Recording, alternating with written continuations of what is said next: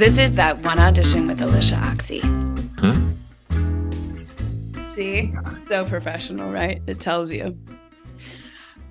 So this is exciting. I was just telling you this off mic, but it's always fun when you get to meet somebody first, know them for a while, and then interview them. And you're like, wait, what? I did not know you and Nakar were lovers or like love interests on NCIS New Orleans. Like, I did not know that. Naturally, No. look at us, both gorgeous people. Gorgeous. That's what it is. They said two gorgeous people we could put together. Can we put them on a show, please? Yeah. Chemistry. We would have got, and then it would have been a group thing with Vanessa's character. We just never got that far. We needed more seasons for that.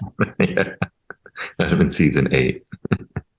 We keep going. This is okay. Also, I also didn't know Ohio. Did you know Kentucky?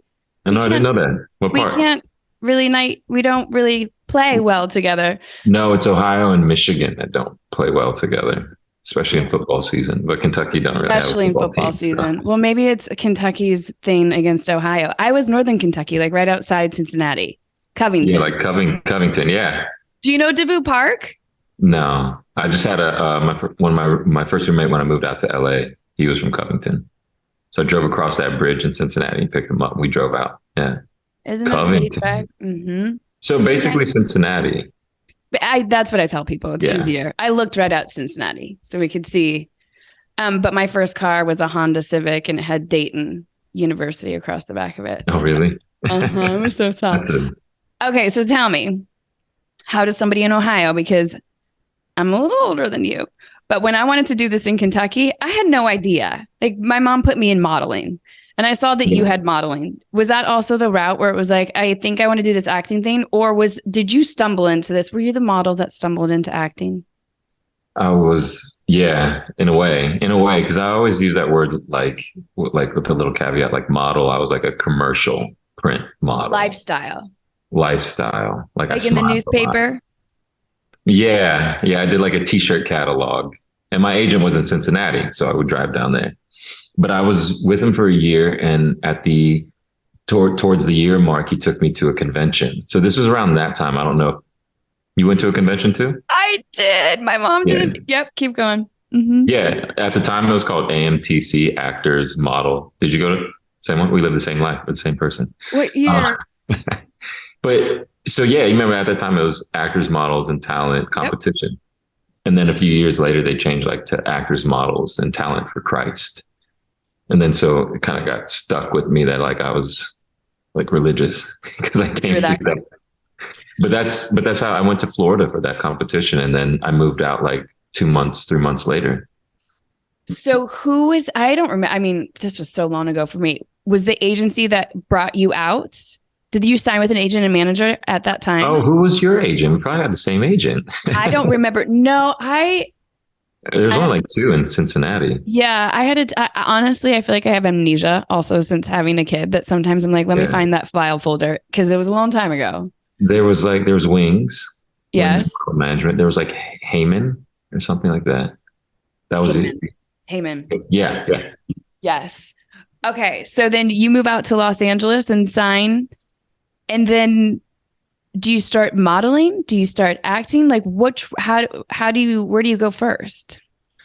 Well, so, at that competition, you have callbacks and you talk to agents and managers and they all kind of have a similar pitch and they're like, yeah, come out and we'd love to work with you.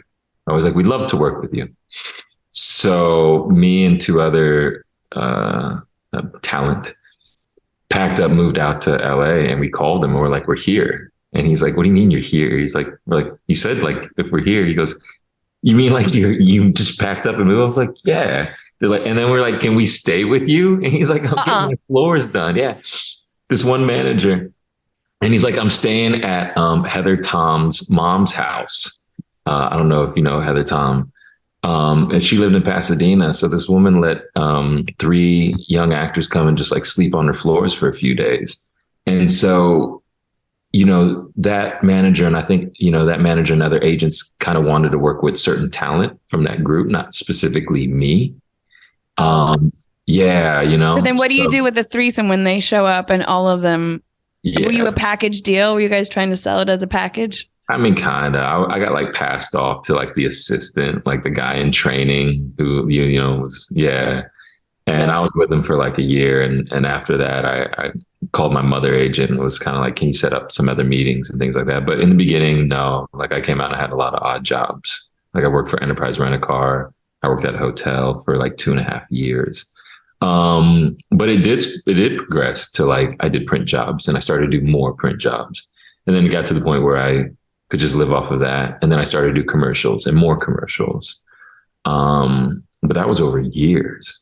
So you really climbed the ladder, because that's what I also say when I talk to other actors. I was like, a lot of people have this illusion, or even I did, coming from Kentucky. I'll get here, and then I'll get on a show in like a year or two. You don't like think about incrementally going up the ladder and learning different skill sets. Like, okay, now you know how to be comfortable in front of a camera. Okay, now we're gonna let you talk. We trust you that you know what you're doing. Like you actually really went step by step. Gradually. Yeah, that's a good point. Yeah, I always tell people like we got tricked. We got tricked into moving out. And then it was just like survival of the fittest. And then, it was like betting like horse races or something, like, whoever was going to make it, then the agent was just going to be, promote you or whatever. But there was like, cause I moved out here and there was a lot of people at that time.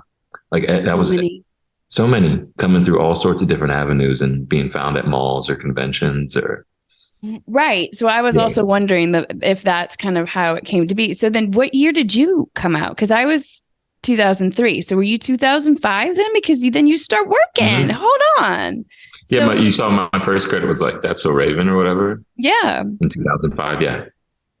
I mean, you landed a little bit faster than most people then do. So then is this assistant, are they starting to send you out for theatrical, or once the mother agent was like, hey, I'll place you somewhere else, did you start getting theatrical auditions? So like when I got That So Raven, that was with that first manager, and that was my first credit that you probably see on IMDb. And then after that, I didn't really work. And that's, we all sat at a dinner and he was just like, explain, like most people don't get it. Like it takes like 5 years to get, established with the client and everything. And I was kind of like you, I was probably just like, no, I need to like book that national commercial or something. Like it's got to move faster. And then, so when I had left that manager, I'd actually I kind of tried like, okay, I'm going to try voiceover work. And so I would go to voiceover workout groups and try to do demos. So that was like my other like avenue, but I had actually kind of quit acting. When did you quit? When did you pseudo quit? Because Leslie Kahn, like if you ever took class at Leslie Kahn, she'd be like, if you quit, I'll give you a pizza. Like, when did you try to take? Oh, I didn't know that. She would say at the beginning of every class, anybody wants to quit today, I'll give you a pizza. Let's suck. Here we go. That's funny because I was taking a bunch of different acting classes and I was at her studio, and one of her teachers I was in there with, John, her cousin. Yeah. Yeah, you remember John. And John got up in the middle of a scene I was doing and just started checking emails on the computer. And he was like, if you're not going to do all this beautiful work and apply all the notes that I've been giving to other actors, then, I'm just going to go do something else. Yeah. And I was like, okay. And they didn't know I had no training. So I started off, I just did sports, and, acting was not on my radar until literally like that convention. Like I remember being in a social dance class in college, and you're doing the foxtrot and then you're dancing with somebody, switch partners. And I switched to this girl who's in the theater department. I was like, so what are you gonna do after college? She's like, looked at me like I was stupid. She's like, I'm gonna move to LA and become an actress. And I was like, good luck with that. I was like, that's the most ridiculous thing I've ever heard. I was like, what a waste of your education. Your parents paid for this? You're like, what's your plan B? You're like, let's continue the conversation. Skip that. Ha ha. I didn't know where to go from there. But yeah, ironically, that was me like a few months later. Okay, so that's even more interesting to me because do you feel like your ego is not as involved as you climb the ladder too, where a lot of actors that have been training or doing whatever, you're learning. So do you really care at this point? Or are you like, well, I'm making money doing this, so I might as well just try the next thing and just try the next thing. You're not really, do you know what I'm saying? You're not choking it to death. Well, that was the thing that's like yes and no, where it's like you have to be patient with yourself, but also not too tolerant. Like you got to still have standards. So that's why I was hurt by it. He got up in the middle of my scene and walked away. And I'm like, I'm here. I'm moved. I'm trying to learn. Yeah. Like, I'm sorry if you thought I was better than what I am, but I'm just learning on the go. Like I'm just mimicking. I don't know how to apply this. And so that's why I like quit and just started focusing on other things. And I was in a voiceover workout group, and the guy was like, if I can give you some unsolicited advice to make you a better voiceover artist, he said, you should probably go check out this acting studio and take this Meisner class. And so I went there, and my teacher will still say it to this day. She's like, yeah, you sat down and you were like, yeah, I want to learn, but only for voiceover. I don't want to be an actor. Cause I was like hurt by it. But then down the road, it was like, well, wait a minute. I can't lie to myself. I didn't leave my family and drop out from my master's program in school and move out to LA not to pursue it. That's exactly why I'm here. So I needed to be more honest and try to hold myself to the higher standard as far as, the craft. Yeah. What studio, where was this that you went to? Elizabeth Messnick's acting studio. It was a 2-year Meisner program. So I stayed in it for that. Right. Yeah. So, did you audition then during that time since you quit? Or were you just focusing on voiceover? You did. I did. I still auditioned. And after I think I was in the first year, I put myself back out there and I sent out a mailer with like 200, the mass mailing and like the mass mailing. Agents. I did like the clear cover sheet. So you'd have to look at my face as you threw me away. Like, I don't think about it. Maybe. Oh, wow. So you probably had sounds like a similar experience. I mean, were you trained? No, before? I also had sports. I blew out my knee. I mean, I always wanted to act, but I got so involved in sports that it took a back seat because where I went to school, when I went to high school, if you were doing sports, you couldn't do drama.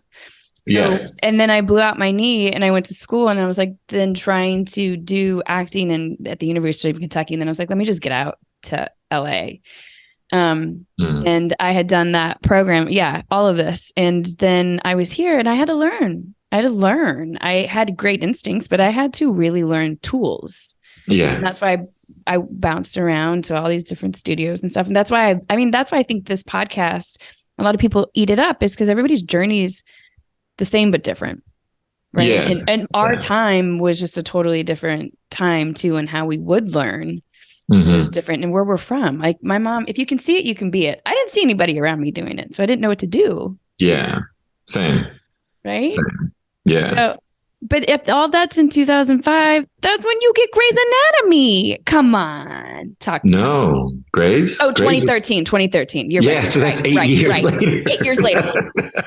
I really want to fast forward here to Grey's, but no, we should just fast forward to that. But that's kind of what it was like. That period, that was the 8-year period of just kind of like studying and learning and going back to school, is being like humbled and realizing it wasn't going to happen fast. But having a sports background, I kind of knew each year you'll get better and better. Exactly. And I love that. I'm curious because I feel like I get asked this too by a lot of actors, like, what if you do go in a room? And I'm curious your thoughts on this. At the beginning, when you were still learning, you were still going out and you're auditioning, right? So there's some people that are getting an impression of you as a certain level of actor. And then a couple of years later, you being the athlete that you are, worked your ass off, I know, and your skill set is incredible. Did you ever have a place where you couldn't get back in to show your up leveling? Oh, no. That's a good question. There were some things that, some casting directors were sort of definitely looking and buying for the current market. And so I might not have been part of that, but some casting directors were charmed and did see that because they'd been in it, they understand that, everyone started out that way. Everyone. Yeah. And they also take pride and wanted to be, the people, when I got cast on the originals, Leslie Ellis and Greg Orson were the ones, and I'd auditioned for them for over 4 years for like Vampire Diaries. And when the originals came around, they said I was their first choice. And here I was, I thought they were never, ever gonna, because I just couldn't book Vampire Diaries. But Greg was one of the first ones to call after I found out I booked it. And, he had said, it's so nice. And my manager had told me this, that a lot of people are going to feel that they're very invested in you. They're all going to feel like they discovered you, from your manager, your agent, to the casting director, to the people who hired you, and that they're invested. And Greg was like, yeah, I felt like I shepherded you to this point. And there were a few casting directors and that's one of the things that only takes like one or two. So he was one of them.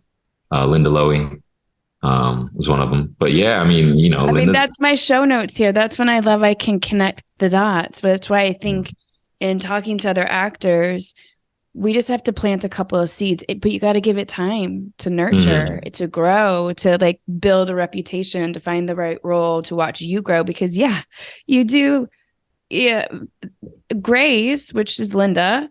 And then here we are, a couple of years later, and you do Shondaland, you're for the people. We can connect one job to the next job where the seed's been planted. And a couple of years later, the next job comes in from that same house. Like, I love that they did younger. I didn't know that Orson, like Greg, did younger. So then he shepherds you, right? So he really does take pride in that, watching you rise, which is a beautiful thing.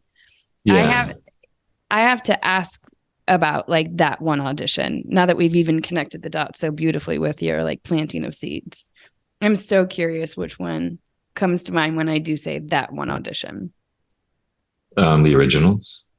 Can you walk us through it? I want to hear. Is that the one you think? Well, I was thinking, yeah, absolutely. Or even, they were even Grace and Originals were the same year. So I was curious which one you grabbed first, because it doesn't matter on IMDb which one comes out first. But I was curious. That's true. That's really true. And actually, it did start at Gray's. It did start at Gray's, because Gray's obviously was booked before that, and gave me the confidence to move forward. Yeah, and was because I was in for Gray's for a long time. Were you contracted at a guest star or reoccurring from the get-go? I believe so. Yeah.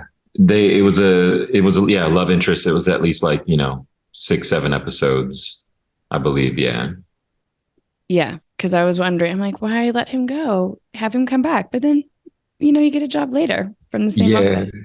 Okay. So let's hear Yeah.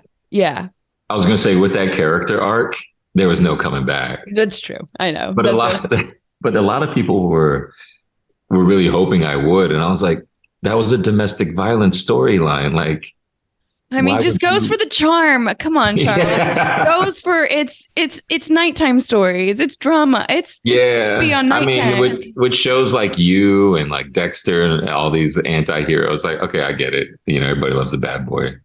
But yeah, that audition. There was a whole thing leading up to that.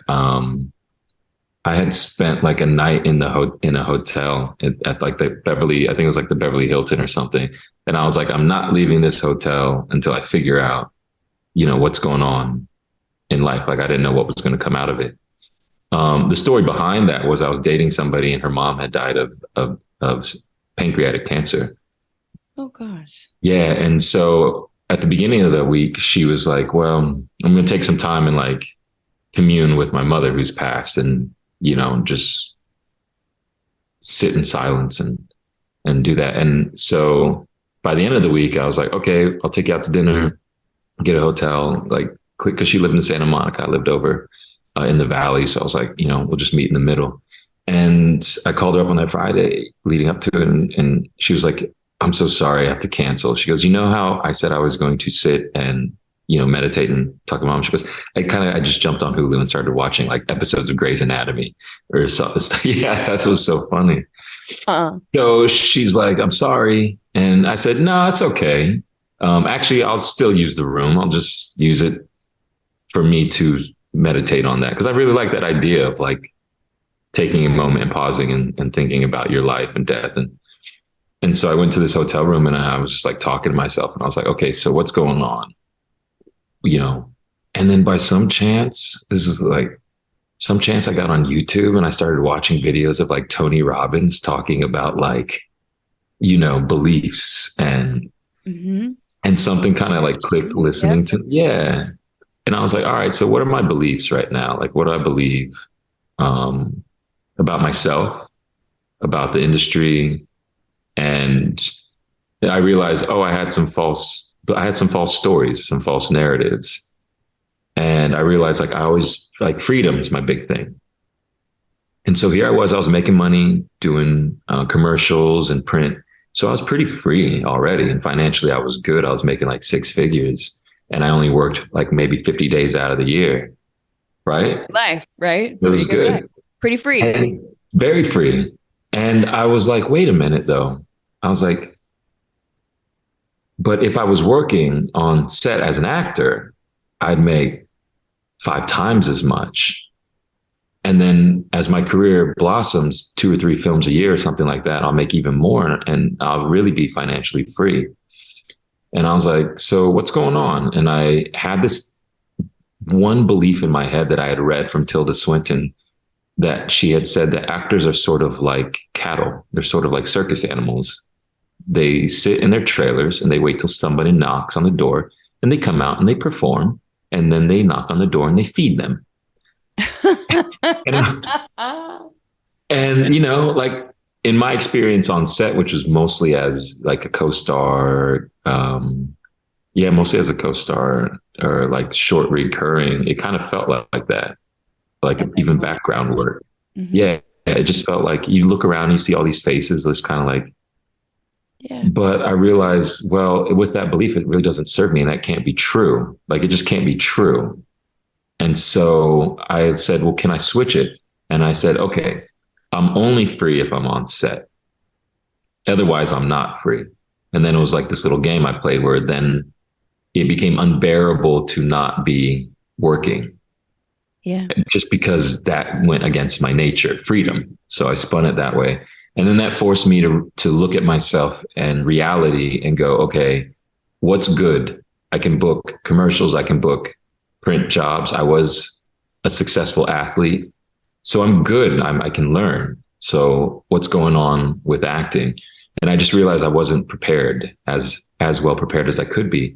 And I also wasn't as creative in my preparation as I could be because there were no rules.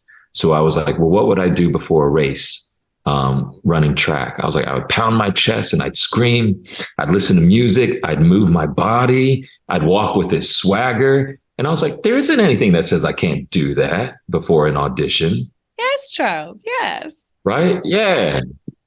And so that was part of like when I got Grey's, they said, I asked one of the actresses, you know, did you hear anything about, you know, the audition or anything? They go, oh yeah. They said, as soon as you walked in, it was like your chest was out.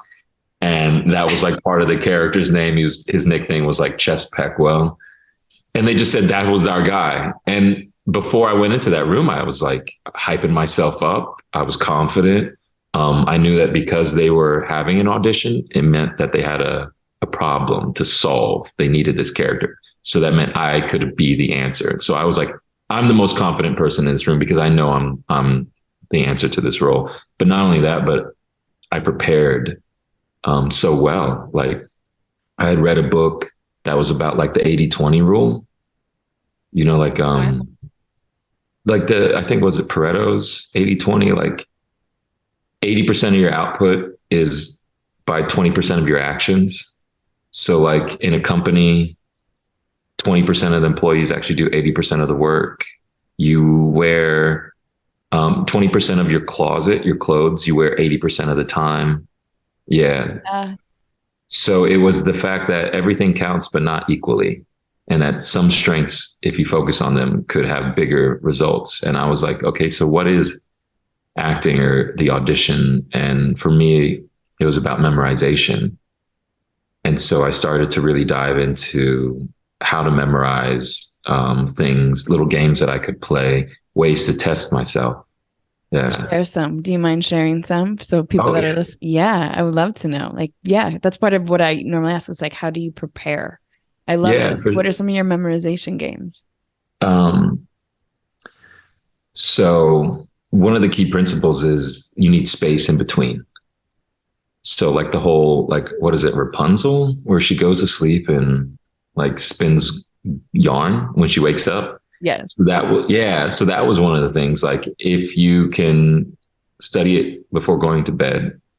So if I have an audition, I have at least 2 nights or 3 nights. I can count on the fact that I'm going to try to memorize the night before, and in the morning it'll be better. Just, it'll set in.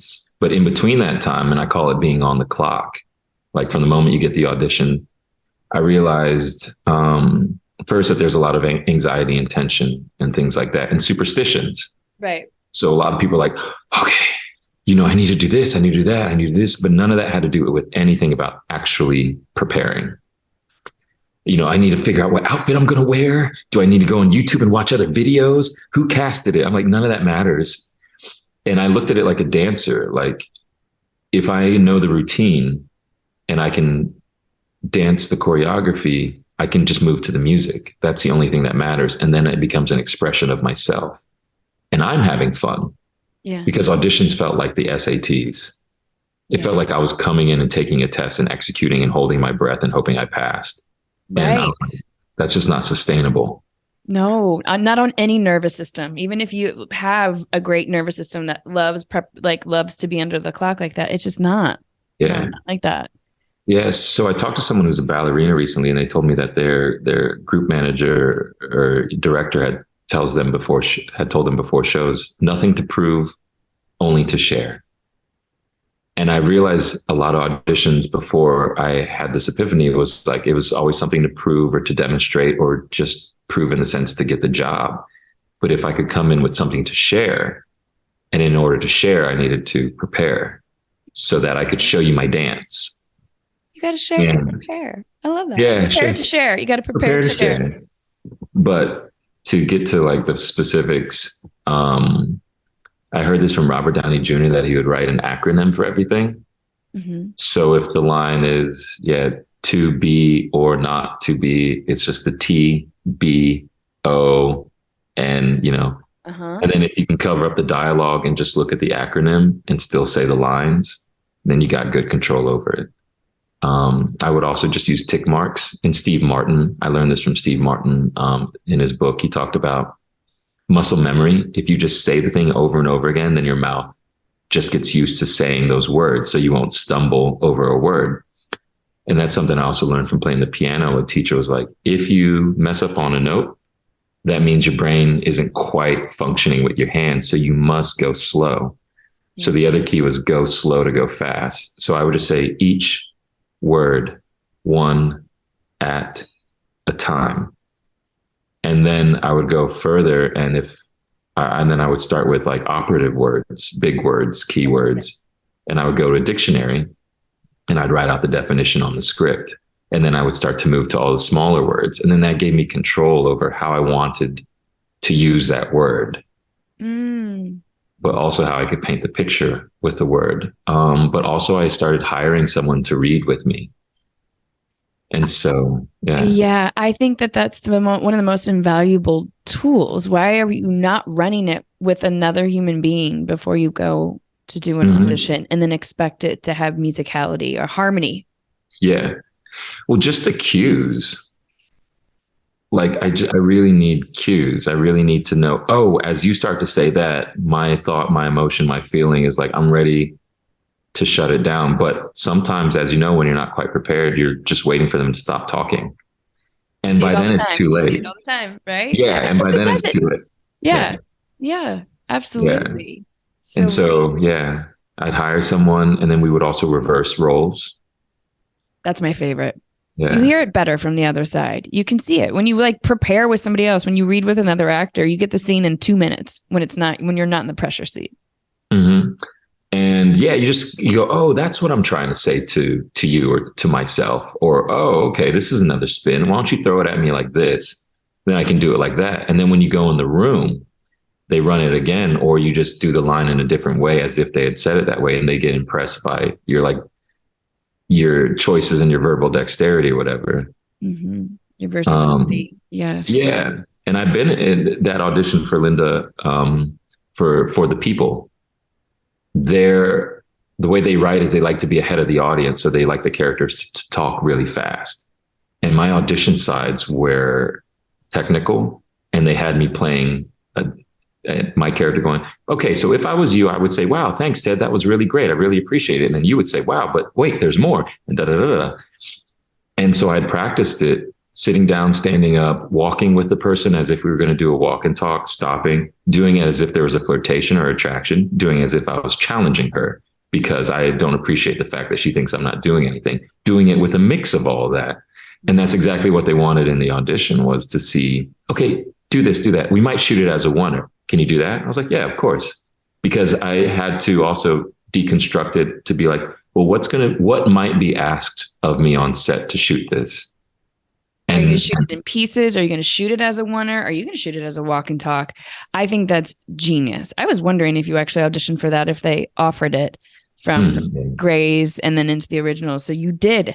I love that you went in there with all the variation too. Or like, I feel like when you rehearse, we have to ring it out. Like you got to really try on points of view.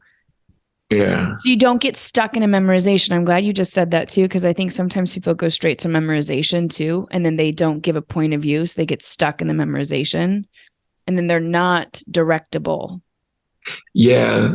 I went to Japan and did a Japanese tea ceremony. I don't know if you know anything about them, but like the room is pretty bare. It's just the sound of the pot boiling. And then there's a presentation of the pouring of the tea, and everything is done, in this graceful, thoughtful way. Mm-hmm. And before going in, she said, I know you guys paid for this experience, but it's more for me. She goes, because I practiced these movements ever since I was a kid, over and over again, that I can go somewhere else as I'm doing it. And she goes, and it's such a joy just to see where I'll go. And that was and watching her do that tea ceremony was better than watching, something on Netflix. It was so fascinating. And she's just serving tea. So I was like, if she can make that as fascinating as a violin solo, I was just like wrapped. Then I'm like, let me see if I can apply that to, acting or doing this monologue. And everyone that I looked towards, all the other actors, it always pointed to the fact that they prepared so much and so well and had, different things that they did. Another thing that I would do was with my reader was I'd be like, give me any line from anywhere, and sometimes from any scene, and I'll give you the cue line. And then one thing I'll do is I'll be like, we'll do a line, a section, her line, and then my line. And I'll say, we'll just do it 5 times in a row, loop it. So different ways will come out just naturally from going over and over that line. And then if I really want to like play around with it, I'll try to say the paragraph backwards, start with the last word, and then try to get it to flow. And my piano teacher had taught me this too. He was like, if you want performance to be easy, make practice hard. He goes, because if you do it backwards, doing it easy is like, or doing it forwards, then just becomes so easy. You're like cake. You're not going to play it backwards, obviously, but you're tricking your brain. And so I'm like, oh, that's genius. Genius. Because when you said that, I was like, how would my brain do that? Yeah. And your brain's going to thank you when you just read it forward. I love that you're finding joy in the practice. And also, again, the memorization is not in a linear way. Right. So it's not getting stuck in a way. Because a lot of people go straight to memorization, but without these kind of tricks that are still way outside the box. It's helping your brain not go from only seeing it one way. It's helping your brain see it so many different ways. Mm-hmm. I love this. And that was one of the other trick, again, is like being on the clock, is there's a real tension because you're going to have to perform. And before you used to know you'd have to go into a room. And it was like, how do you fight that desire to just not fuck up or, to perform? Because I could feel that. I was being very honest. I was like, yeah. Also, if you're preparing this much, which is amazing, how do you go in and throw it away and then discover and not be holding on to it so tight or be so nervous? Well, always understand you don't have to be perfect, especially if you come up on a line or this or that. But somebody told me this story. They were on set with Jack Nicholson, and they said when he loved it when the crew would show up for his scenes, because he reveled in the fact that these people are going to like watch his performance, and he was just like, "Ooh, wait till you see what I do with this." Yeah. And that's the way that I felt. Was after the preparation, I felt so good that I knew I was going to surprise myself, and I knew it was going to be something new in the room, and I was going to be walking this tightrope. And just like the woman serving the tea, I'm like, "You're just along for the ride." It's more for me. I've done this so many times that I kind of just want to see what's going to happen if I do this, or because I've never read with you, this is exactly a new situation, or I want to look out the window. And I remember in my head visualizing, if I read with Linda, is you read with her reader and she'll be on her computer. Right. And sometimes she's busy, rightfully so. And sometimes she'll be there. And I said, I have to be so prepared that I'm going to be locked in with the reader. But in my periphery, I'm going to see Linda turn from her computer and be focused on me because I'm in it. And that's exactly what happened in the Grey's audition. And also I looked at the script and it kind of lit up now, because I wasn't looking just to memorize and perform, but I was like, God, what could I do with this script to really make it pop for me? Where could I add some charm, or where could I add a moment here? Do these two have a love interest? Is there chemistry there? And so, yeah, I'd done the lines, and she was like, Charles, that's very good. And also, we just got new sides from the writers that are more geared towards what you actually just did. How did you know that? I just looked at it and thought, well, what would I do? Like, what could I do to bring value to it? Because it's something on the page. And, my co-star Joseph Morgan had illuminated this for me. He's like, they're under deadline and they're writing, so it's not necessarily fully formed. It's not Shakespeare. No. Yeah. It is quite vanilla. You got to walk something into it. You got to put a sprinkle on it. Otherwise you're getting a vanilla cupcake. But with somebody else, like somebody can they can put a flavor in there. They can make it cherry. So you want to see that. Yeah. They want to see that, I think. Yeah. The writers then rely on you. I mean, I'm so curious. Keep going. Because I'm curious, once you get on a show too, how they start writing for you, how you prepare differently once you're on a show for seasons. Oh, I should say, because once they hire you, you just sit back and do nothing. Right. You just collect checks. No, the audition process is the most heightened and the most preparation that I will do, unless it's like preparing for a film or something like that, given the amount of time.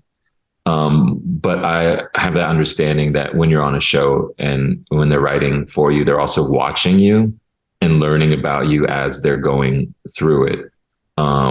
So there's a definite like flexibility there. And, the whole thing, like they hired you. The hardest part was being you. And the best way I can explain that analogy, how to figure out who you are, was I was talking to Andy Grammer the other day. Andy's a musician, sings, "Got to keep your head up, oh, and nah, honey, I'm good." Just keep going. What else? But I was like, Andy, I'm trying to figure out this idea. Can you help me with it? And he's like, he used to street perform, and I think like on Santa Monica. Oh, and so right, yeah, it's a different type. It's, full on live. Yeah. Hundreds, thousands of people walking by in a day. Yeah. How do you get them to stop? But also there's someone just a few feet ahead of you, riding around on a tricycle. There's somebody else singing. Mm-hmm. There's another guy. So he goes, I look to my left and my right, and he's like, well, I'm not going to play an instrument as well as this person on the violin. And I'm not going to sing as well as this person. But he's like, but what I do have control over is my personal relationship to the words. And that's where he's like, that's where he had his advantage. And also at his shows, people from 7 years old to 70 will show up. And so he was always trying to like figure out and fight against trying to be mainstream pop, middle of the road, this or that, and be true to who he is. And so you hear that in his music and in his choice, and that allows him to fully express himself. So sometimes when I'm looking at the script, a lot of the other stuff is like internal work and figuring out like, who am I? Am I a little bit mischievous? And in that hotel room, I realized, wait, I was an athlete. I was a Division I college athlete. So I'm hyper competitive. Yeah. And that side isn't always allowed to be shown. So when given the chance and you get to be confrontational, create conflict, yell, then I'm going to be able to authentically do that with a certain intensity because I've had fights on a basketball court or this or that, or I've yelled at people and you realize, oh shit, I want to win. Yeah. Like it means something to me. Oh, that's actually a good trait. Let me see if I can put it into this character.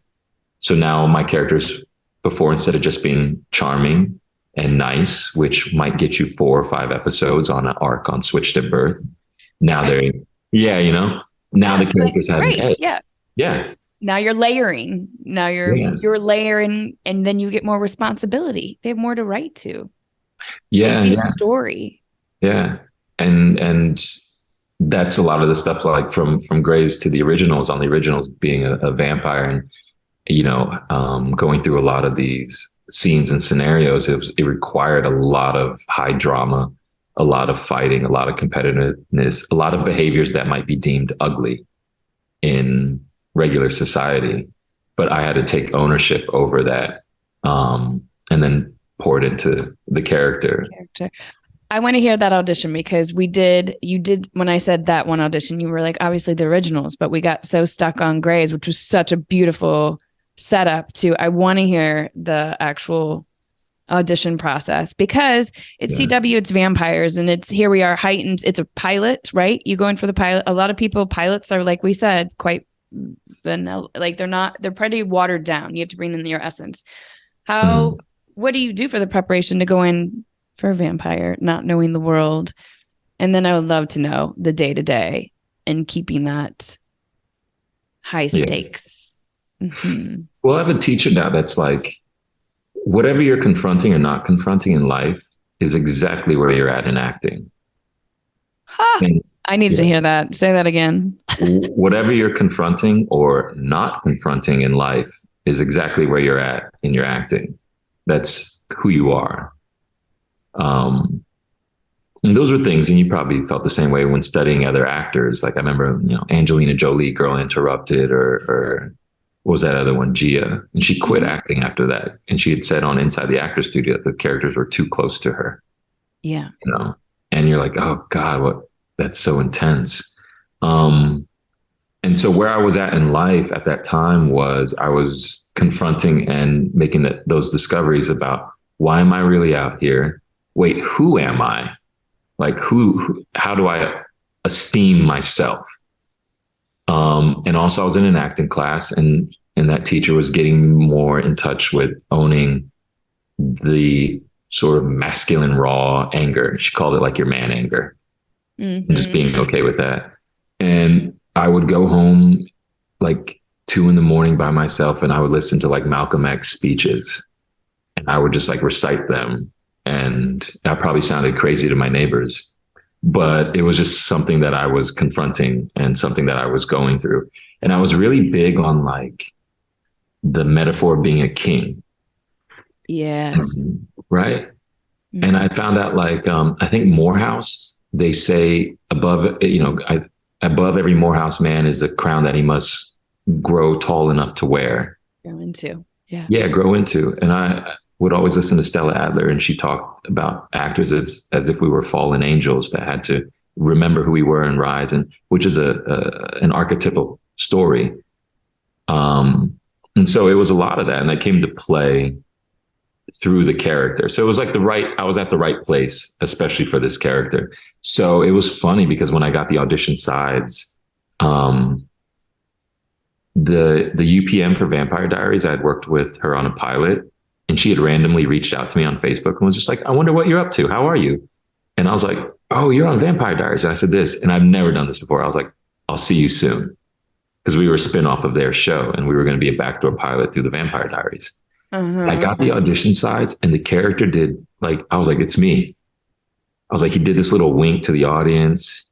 He was flirtatious. He was like powerful. He was like dangerous, but he was still trying to prove himself. So his insecurities, all those things, I was like, okay, that's all me. And then I just went to work on it. I read with my reader, but I was also in a place where I wasn't superstitious. Like I didn't need to have coaching. I didn't need to run it by anybody for approval. Like I was fully confident and I was telling all my friends, like, I'm gonna get this job. And the actual audition was in the same office that I was at the year before auditioning for the following. Because that was going to be one of my questions. Was there something you wanted so badly? Okay, yeah. So I had wanted that because it was my first test. The following was? The following, and that was through Greg and Leslie. Yes. And that was for the WB, and that was also one of Kevin Williamson's shows. Right. So it was pretty much. And after that audition, I didn't get it. And I knew I could just feel it. And I sat in the car and I called my friend and I cried. And I was like, it was Rose Rollins. And I was like, Rose, can you like talk me through this? Yeah. Like, yeah, it was tough, but it was good. It was heartbreaking. And so that was exactly the year before. Right. So pair that with the girl I was dating, her mom dying, being in the hotel, booking Grays, getting my confidence up. So I went back into that audition room and now I was fully prepared. I was in my body. I could feel the words. I would listen to music. And the funny thing was, Pedro Pascal was also auditioning. Yeah. And this actor, he had like 104-degree temperature though, that he was so sick. Oh no. And I was like, oh God, I was like, we should probably postpone this to another day. I don't feel good about this. Like he was like gray. He was like blue. He was clearly visibly sick. He wasn't meant to get that part. I mean, look where he's at now. He wasn't meant to. It all works out. Sometimes God is good. God's like, listen, I'm going to make you sick. I know you think you want this, but you don't. I'm going to give you this. Yeah. Hey, Charles, don't you worry. We got you. Like I love. Oh, you should hit up Paige. You should see. Have you had him on? We've been soliciting, and he's been circling scheduling for like 3 years. Oh, please get him on. I have to hear his story. Yeah, I mean, after that, I became a huge fan of him. When I saw him on Game of Thrones, I ran into him at a party, and I was like, "Looks like you're doing really good, man. Looks like that fever did you well." Oh my, living the dream, living the dream. So happy for him. But yeah, he was there and it was just different. I was different. I could feel that I was different. Same room, same casting, but I was different. Yeah. Yeah. And I had all this like imagery. And before I would go to the audition, I would lay on the floor and I would just kind of like let my mind wander. And one thing that came to mind was Will Smith in The Pursuit of Happiness. When he's on the street. Oh, yeah. Yep. Mm-hmm. When they tell him he got the job. Yes. Yeah. And they're like, is that all right with you? And he's like, yeah. And then he collects his stuff and he goes on the street and he claps his hands and he's like the one who's alive and he's crying. And I was like, that's how I want to feel after the test. So I did the studio test and I crushed it. Technically crushed it. And then for the network test, I was like, I need to dig down deeper and find something personal, something, some sort of transformative task for me personally. And I was like, you know what? This is probably going to be the last time I'll ever read with Leslie. And I was like, oh. And it was like the montage in my head flash of all the times I sat in her room with her and Greg and had read and looked into her like big twinkly eyes. And so in that moment, there was a scene where I sit and read with Leslie and I'm talking to like a girl who's like my daughter figure. And, she says something about, are you a bad guy? And I say, no, I'm not a bad guy, but sometimes bad guys good guys do bad things. And the emotion of reading with Leslie and realizing it was my last time fed into that scene. And it was more like a goodbye scene for me than what it was. And the funny thing was, I talked to my one of my showrunners, Michael Narducci, and he goes, I'll always remember your test. And Greg has said, he goes, that was one of the best tests I'd ever seen. And Greg's like, and I'll get to that part with Greg, but my showrunner had said, he goes, it was like you were like Rocky. He was like, your studio test was great. He goes, and then you found like something deeper. And he goes, and then when you read with Leslie, it was like the last time you were ever going to read for her again. And I was like, you got that. You understood that. I felt it.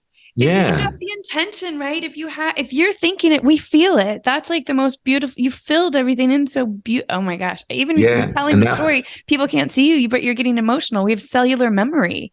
Yeah. You anchored it in. And that's the biggest thing. And once you feel that, and every audition or every scene or every job becomes an opportunity for that. And it takes that work to make it very, very personal. But it's a fun little game you can play.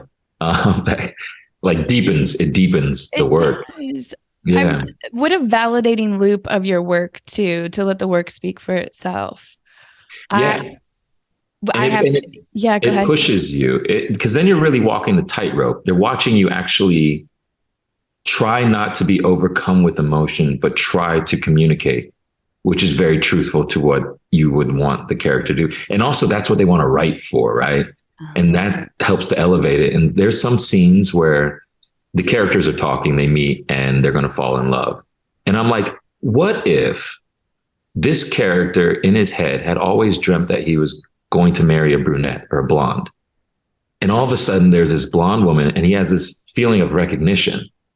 Mm-hmm. And he looks at her like some people do, like, we've met before. That's not in the script. It just says, he says hi. Yep.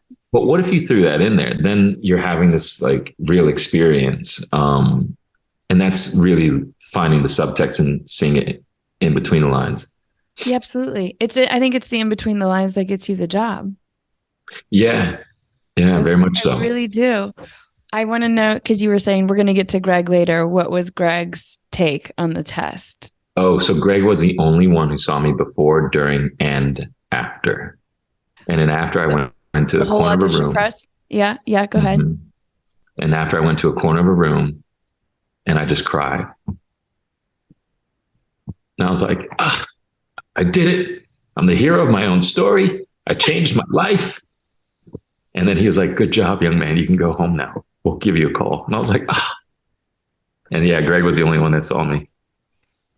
Yeah. I love that so much. Then for Younger, did you even have to audition for him, or does he just like welcome you with a big hug? No, Younger was actually Steve. Yeah, I'm blanking on his last name, but that was microphone fell. That was in New York. But that was an interesting one too, where I had read the sides and I was like, and it was only a guest star. It was in New York because I just happened to be in New York to study acting on a hiatus. I was still on the originals. And we didn't know we were going to have that you're still training. That's an athlete. Oh yeah. Yeah. I was in two different classes. One with Win Handman, charming guy, another Tony Greco. And I got this audition and I was like set to move back to Atlanta like in a couple months or something like that, because my time in New York was coming to an end. And my manager called. I had this audition. I read the sides. And the key thing that triggered me into was that Zane is going to embark on a cat and mouse with Kelsey. And I was like, oh, that's so good. And I know what that's like, like to flirt with her and poke her a little bit, but also to encourage her. Like he sees something in her. And so I went into the audition and I knew it was going to be this way. And this is one of the things that happened when I had realized if you prepare, is the other side of that is you have to be responsible, is because they're going to ask you to do a lot of different things and to stay in the room. And I was in that room for 30 to 45 minutes. I forget. I looked at my watch, but I did the first scene. So I read with Steve and he goes, that was almost perfect. But what about this? And I was like, yeah, I know what you mean. Okay. And we do it again. And he goes, okay, that was good. But that made me also think of this. Can you do that? I go, yeah. And we do it a couple more times and I flub a word and he just goes, oh, stop. You can't recover from that. And I'm like, self-dialogue. I'm like, get it together, Charles. Stay in it. Don't just, womp, womp, womp. And there's, okay, can we move on to the next? And I was like, stay in it. And we do it. And he goes, I just wanted to be perfect, because he's like, you're the guy. And I still had another scene to do. And the second scene we did 6 times. And I counted. I was like, that's 8. That's 6. And so I got the job. I got hired on. And by the end of that season, they wrote my character into the show as working his way into it. So I told my manager, I was like, they're going to make me a series regular. And they did. And when I talked to Darren Starr, he was like, you were it. He's like, when we saw the audition tape, it was just like, you were already the character. And so, yeah. But that's the work and the finesse. You have to be ready to play ball. You were ready to play a game and not implode, like you said. Preparation allows you to go in and play over and over and over and over again. Yeah. And then we land in New Orleans. I mean, was that an offer? I feel like at what point are they like, hey, Charles, what's up? Do you want to work? Do you want to play? I know on For the People, I was actually offended because I had auditioned in New York and I had done a great job, and they still wanted I had to fly out to LA to test against 2 other actors.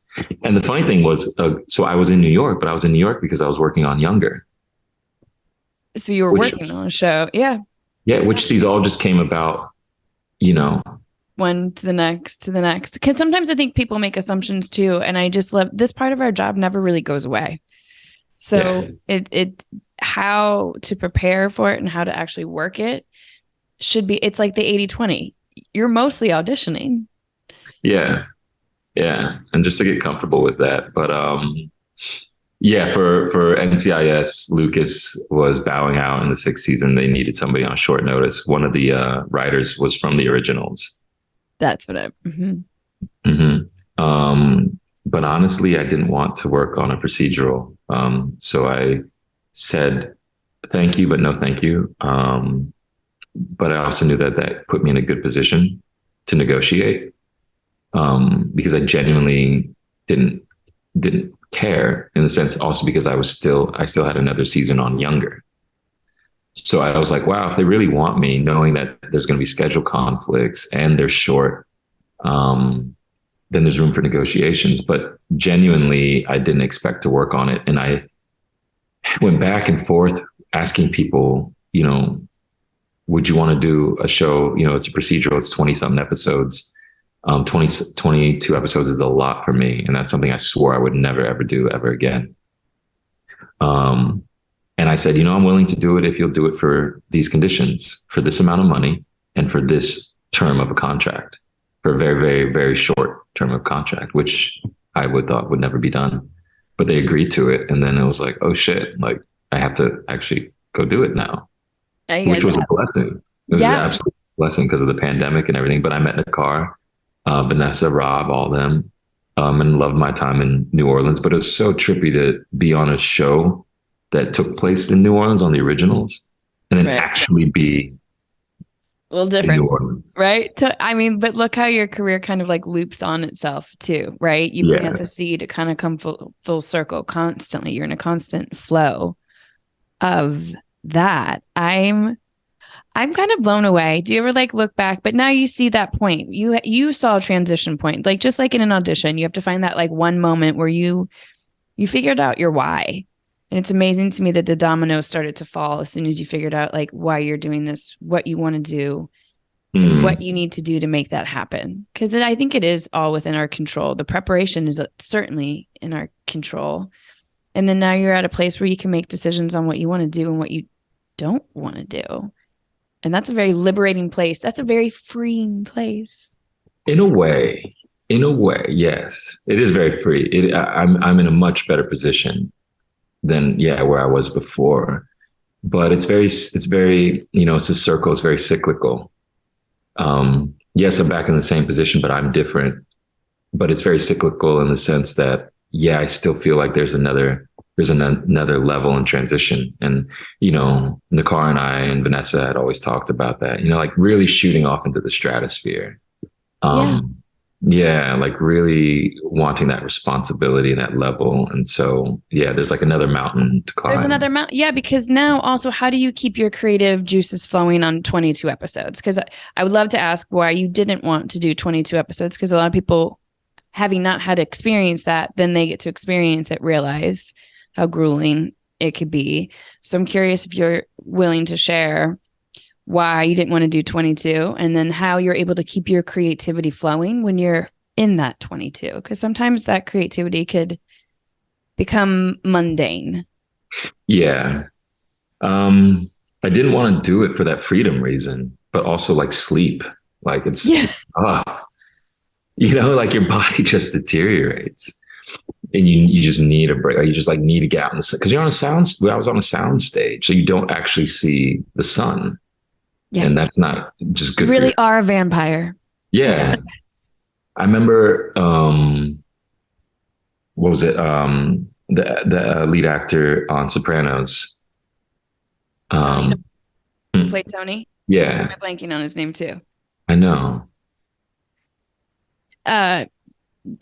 Gandolfini. Yeah, James Gandolfini. Oh, there we go. I'll cut that out. That was hard for our brains. I remember him in an interview talking about how he had just so much dialogue that after rapping at the end of a very long day, he still had to go home and memorize it. Like, how do they expect him to sleep and come back?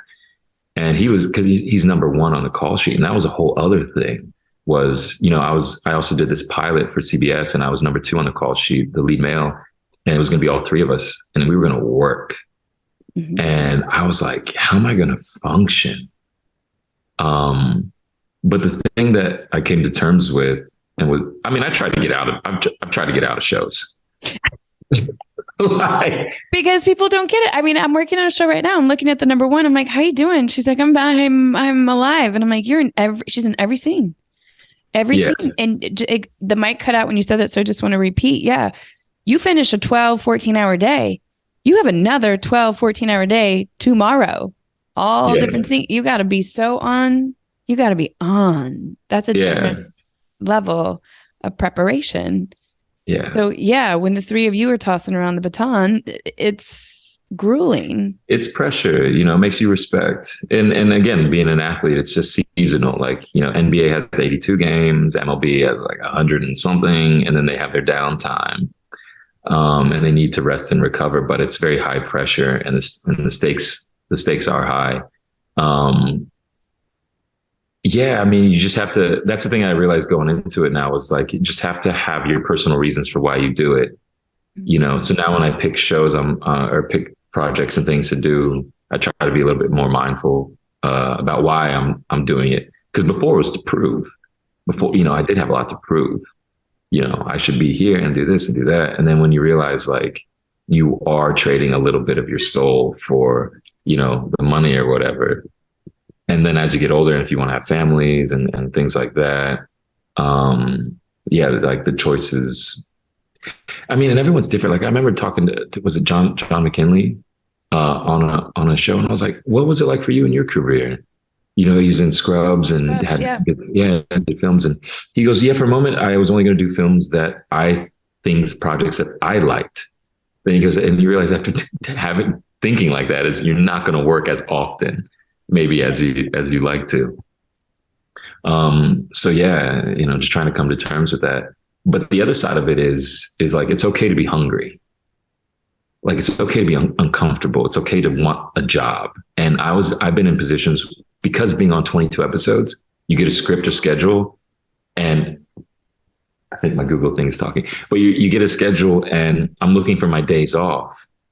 And I told my manager, that's a bad place to be in when, I'm working, but I'm more interested in when I'm not, when they don't need me on set. And I would just do things like, I would just leave. I would just like walk off and wander. I remember shooting a Christmas movie in Hawaii and I went snorkeling for 2 hours while they were filming a stunt scene. And I just drifted off looking for sharks and had to swim back. And some guy, only like 2 people knew where I was. And one was a stunt guy on a jet ski. And he came over and he's like, they are looking for you. And I was like, let's go. Like, no, I'm ready. I've pieced out for a little bit. I was like, I met some random woman on the beach who went looking for sharks. Like, it was great, but it was just like, what am I doing? Mm-hmm. You have to put the creativity back into it and finding your why, I think will allow you to continue to work. So you can have that inspiration. And I think when you're hungry, you can find that inspiration to pour into the next audition or character or opportunity that you want to do. Yeah. Well, it's also a bit of faith, right? Like it's that offering. It's almost like a rain dance. Like you need the rain. You need the offer. You hope, and we don't do that anymore. We don't do anything to show that we deeply, deeply desire, and that whole like ask and you shall receive.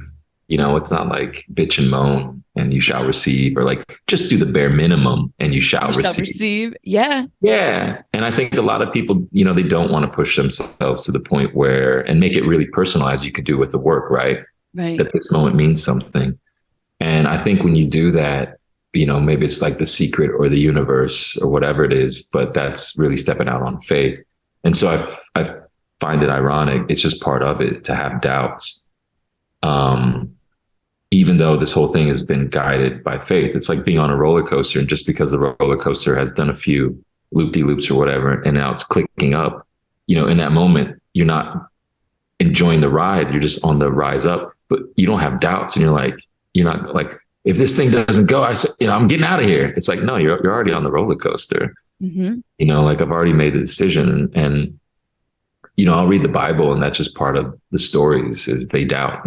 Simon Peter can be walking on water. In the middle of it, he has a little bit of doubt, self-doubt, even though he was just walking on water. Yeah. And my acting teacher talks about that is like when you're in your life and you're really observing and listening, you realize instead of in your head running a story or just going from what you think objective to objective, is you realize there's a possibility to meet somebody. Like there's a real possibility for a miracle. Yeah. And before I moved out to LA, I was like, all right, this marks a moment where I am actually responsible because I made this decision. So it's an act of my free will. And I remember praying and being like, God, if you got me, I'm gonna go out there. And if you catch me, then cool. But if not, like, I don't know what I'm going to do. Like, I remember, I forget who it was on his Inside the Actor Studio. I think it was Paul Newman or no, Robert Redford. They're like, if you didn't become an actor, what would you have done? And he's like, I would have died. And I think that the thing that you have of greatest value to offer is your life. And if you're willing to put that on the line for your art, how can you not be received? But that's such a scary thing because it's back to the roller coaster. There's fear and uncertainty about when it's going to drop, but it's going to drop. Mm-hmm. So enjoy the ride. So enjoy it. Yeah. So that's we have to do those mental games with ourselves. But I love that you're saying, but everybody has that mental ride. So stop playing into it and kind of just allow it. Like do the work, do the thing. Because I do believe in that faith. If you do the work, it will be met. It might not be met on your time. It might not be met tomorrow, but it will be met. But if you're doing somehow, some way, I do think time, preparation, you're going to have. I mean, Warren Buffett says, time is the enemy of a mediocre company, but it's the friend to a good company. Because with more time, you just allow yourself to grow and your reach to expand. But that's why a lot of the get rich quick and moving to LA and hoping that I hit it big. And I had an agent actually that helped me with that. And I think this will help anyone listening. I used to go into the office every year around the time when my contract was up for renewal because I was on 1 year contract. Because if I lost that agent, I'd start back at nothing.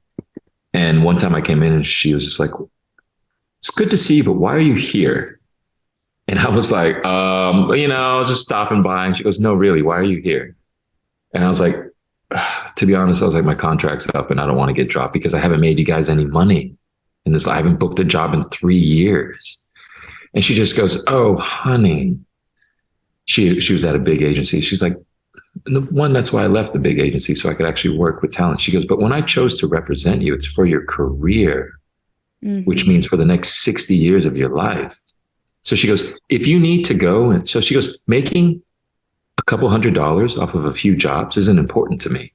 She goes, but as long as you're growing. So she goes, if you need to go to London to study clowning or, go do Shakespeare, in the Midwest, then go do that. And I had realized I had the wrong metric for myself. Yeah, I was measuring myself by if I was making money, if I was booking jobs, that meant I was an actor. But the thing that I always had control over was if I could grow, if I could learn. And that's how I should try to measure myself. And I go, you know what? I like to learn. That excites me. And I do have control over that. And that was part in that year, and that, like, you know, leading up to that year, and having her say that really lifted a weight and shifted my focus. But up until then, it was all about, you know, making, you know, looking. And my teacher also says you'll become a different actor when you stop looking for acceptance. Absolutely. And you're enjoying the progress. Like, I'm so glad we got to have this conversation today, because I think that to end the year with people starting to value, like, looking at their assessments of themselves, like where they've come, where they've gone. They're going home for the holidays right now, and people are like, what have you done? How's Hollywood? You know, and the value is in the progress. The value is in the learning. The value is, that's what we're emulating. Human beings, we're displaying story through our instruments. So you got to give yourself the time, in essence, to grow and see where the preparation might take you. This is a hell of a journey, Charles. Like, you've really, high five. You really did it. Hi. I want you to come back so we can talk more. Where can everybody find you and follow along with this, with you and your career to the next step? Oh, you mean like social media? No, your address. I'll give you my I'll coming over for the holidays. Your Christmas tree's up. We'll be there. No problem. Yeah, come on by. I think Max. Yeah. No, social media is Charles Davis 2020 Instagram. Yeah, because there's another Charles Davis, and it's not you. Yeah, there's a few of them. Don't give money to any of them. If they don't have a blue check mark, don't give them money. Give money to me. Yeah. They're going to hit you up for some weird requests, but it's not me. You're amazing. This was fun. This was a wonderful journey.